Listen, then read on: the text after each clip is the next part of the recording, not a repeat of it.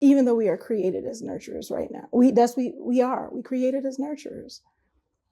But because of a lot of things that we allowed to seep into our psyche, because of the different things that we have allowed to influence us, that has taken us away from our natural nature of being that nurturer, being that caretaker, we become demolishers. Warning, viewer discretion is advised. The content, views, and educational material you are about to experience could challenge your belief, trigger strong emotions, and frankly, piss you off. This isn't for everyone. If you're not ready to confront new ideas, or if your feelings bruise easily, this might be the time to click away. Expect to be challenged, to think, and you might even want to scream at the screen. Proceed with caution, and remember, you chose to be here. Let's get it. Assalamu alaikum, peace. It's Coach Nyla, one of the co-founders of Outstanding Personal Relationships, as well as co-author of the book, Let's Talk Polygamy Uncensored. Let's get into it. Why do wives in polygyny, if you will, which means that a man married to multiple women, married, having multiple wives, and that's what we're talking about today. Polygyny, a man being married to multiple wives. And why are those wives limiting themselves? For what reason? Why? What do you mean, Coach Nyla? Well, this is what I mean. I mean that we see ourselves as a number. We see ourselves as bodies, if you will. Why do I say we see ourselves as bodies? Because society does. And we are part of that society that feeds into that narrative. And a lot of times we are feeding into that narrative. We feed into that narrative with comments such as, it's about sex. It's about a man's lustful desires. It's about, him not loving more. It's about him loving one more than loving the other. And all these other things that go, that's so basic. Are so basic and does not really encompass the true nature of polygyny. And the reason why I say the wives do it, the wives are the ones that are limiting ourselves, is because the women are the ones who are being vocal, very vocal about this. So women who are saying that men don't care about women, he just wants to collect bodies.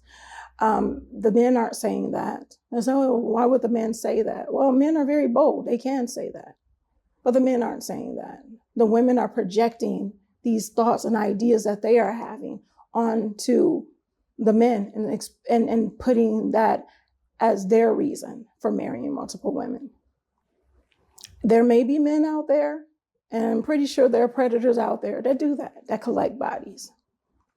But the true nature of polygyny isn't that, and it isn't about that. But more often than not, I see a number of women, a number of wives that are either comparing themselves with their co-wife, that are not minding their marriage, that are not being the best that they could be, that are not going above and beyond for themselves, for their own growth, for their own happiness, for their own fulfillment. And I realize that it's easier to tear down, and I've seen it all over the place. It's easier to tear somebody else down than to build a higher building. It's easier to just demolish another person's building, marriage, if you will, than to build your own, to take the work, to do the work. And yes, sometimes people have this issue with work, the word work, but work means effort. Putting in the effort to do what you must do to make your marriage amazing, to make your marriage outstanding. But when we say, I can relate more to this person, I'm not saying that you shouldn't be able to relate to people. It is what it is. But when you say that I'm relating to this person more because I'm also a first wife, so I can only relate to a first wife, you are limiting yourself. Or if you say that I can only relate to this wife because she's a second wife or an additional wife. And I've gotten to the point where I'm getting out of saying subsequent wife. I've mentioned that in a number of videos. because that is also in my brain, in my mind, a limitation. A limitation. Sub, for some reason, in a number of different contexts, means below, beneath. And even though subsequent means after, the prefix sub a lot of times give that mentality of being below, beneath, under. So I'm getting away from that because, again, like I said, to me, that puts limitations. A wife is a wife is a wife.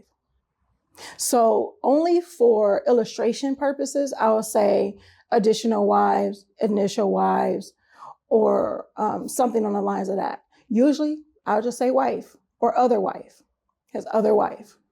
Like I am Coach Nazir's other wife. Yes, for those who are, who know and those who don't know, I am his additional wife. I am his second wife. However, I used to let that title affect me and put me at a position that limited me. And a lot of additional wives do that. And a lot of initial wives limit themselves as the initial wife. And that's a limit. That's a limitation. Now, reason why now it could hold more clout because first is always going to be first. First is always going to be first. Second, sometimes people would look at that and like, oh, well, second is new. And, the additional wife is a new thing and this and that and the other. New don't stay new for long, honey. So that's very fleeting. And that's where the limitations come into play. When we start putting numbers on things. I'm the first, I'm the second, I'm the initial, I'm the additional. I was here this amount of years. She was there this amount of years. And a lot of times it's just not minding your marriage. And it's only seeing yourself as a number or as a body.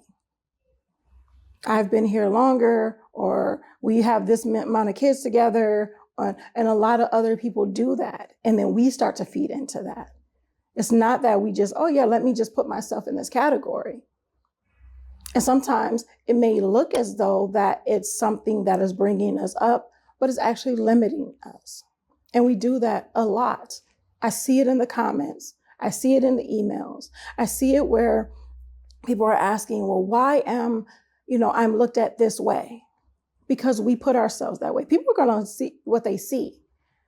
I've realized that a long time ago when it came to me, people don't look past the position I am in my marriage to see past that, to see the coach that I am, to find out more about me, to find out more about what I can offer them, how I can help them, how I can see past the position of a subsequent, additional, second wife, so to speak.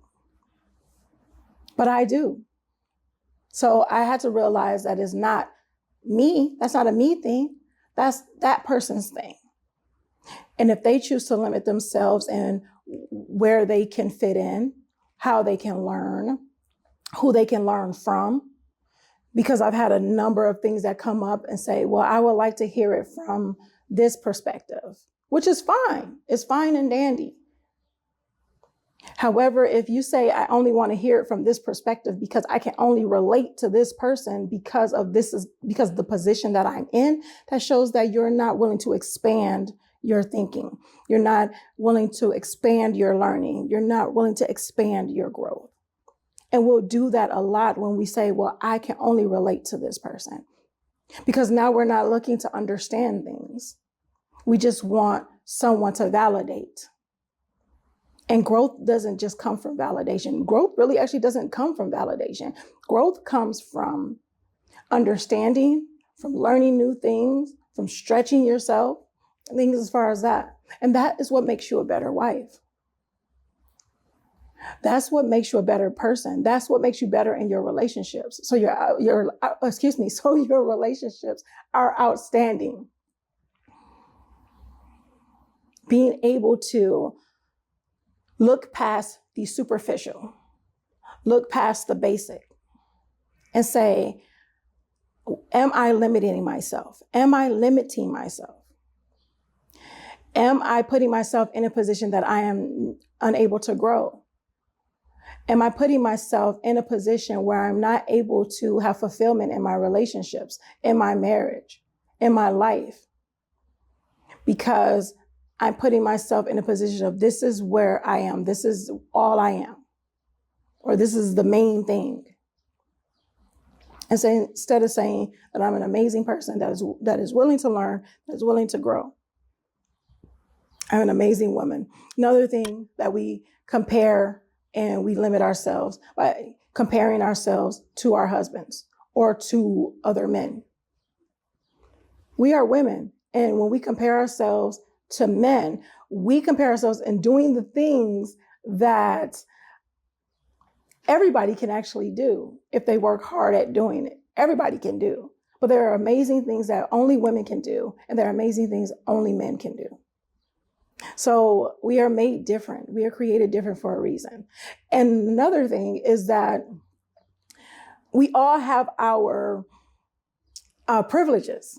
Men have their privileges and we have ours. The thing is, when we get so greedy that we only want the privilege, that we don't want anybody else to have privileges, if we can't have those privileges, then we are limiting ourselves. And it shows a lot about our character.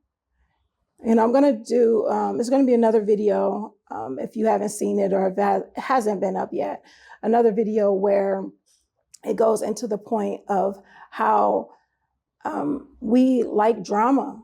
And not that we as women, period, but ones who are very, very vocal, who want to compete a lot, want a lot of drama. But sometimes women don't really want to compete. That's another one. That's another video for another day. That women want to win, they don't want to compete. Because competition or competing means that you have to work, put in the effort to be better, not to tear somebody else's thing down. And I will get into that in the other video, how time after time after time again, if we just step out of our own way and we actually get out of the picture, get out of the frame so we can see the full picture, we'll see how we are very good at destroying things versus building them up, even though we are nurturers, even though we are created as nurturers right now. We created as nurturers. But because of a lot of things that we allowed to seep into our psyche, because of the different things that we have allowed to influence us, and that has taken us away from our natural nature of being that nurturer, being that caretaker, we become demolishers, we become destroyers, and we become very destructive of our relationships and our own mindset because we are putting ourselves in a limited position, not looking to grow. We want to fight and argue and only have people hear our point. And we are not growing if we can't hear the other person's view. We can't grow if we're not stretching ourselves to find out more about other people or to find out how that other person can relate to them or they can relate to that other person, even though they may not be in the same position in their lives. So please, please stop limiting yourself. Please stop limiting yourself as a wife in polygyny, whatever timeline, number, or whatever you came in as. You are not just that number. You are not just, during this timeline, during this time span, married for this amount of years. You have so much more to offer than that. You have so much more to offer. And to put yourself in that situation, it does cause some emotional and mental damage. And that's things that we are inflicting on ourselves. We can't blame that on polygyny. We can't blame that on our relationships. We can only blame us. Why can we blame us? And why should we blame us? Because we have the responsibility, and we should take the responsibility for what we do, for what we take out of it all. As I stated before, when I was limiting myself because of what other people said, I know that a lot of people will feel that they can't relate to me for a number of different reasons. I'm just different like that. It is what it is.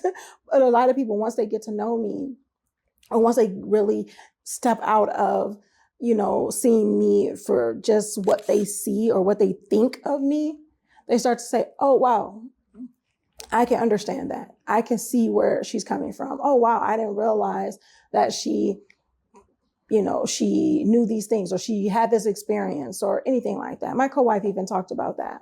She said once she got out of seeing me and putting me in a particular box and gotten to know who I am and who I was then, because you grow consistently, or you should be growing consistently. So you change constantly.